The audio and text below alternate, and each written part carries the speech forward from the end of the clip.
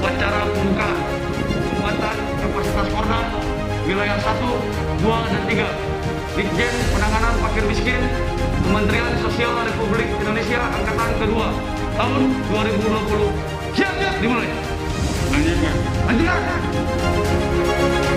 Saya menghimbau bahwa ke-8 prinsip pelaksanaan program sembako itu harus menjadi fondasi yang menjadi pegangan, menjadi ukuran bagi setiap anggota Korda, setiap pejabat Korda di dalam melaksanakan tugasnya.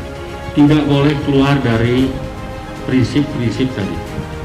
Kemudian setiap Korda diharapkan juga tetap menjaga stamina, mematuhi protokol kesehatan di dalam setiap aktivitasnya di daerah, karena saudara sebagai kepanjangan tangan dari Kementerian Sosial, juga sebagai unsur masyarakat yang sudah dididik, dilatih untuk melakukan tugas-tugas secara safety, secara aman.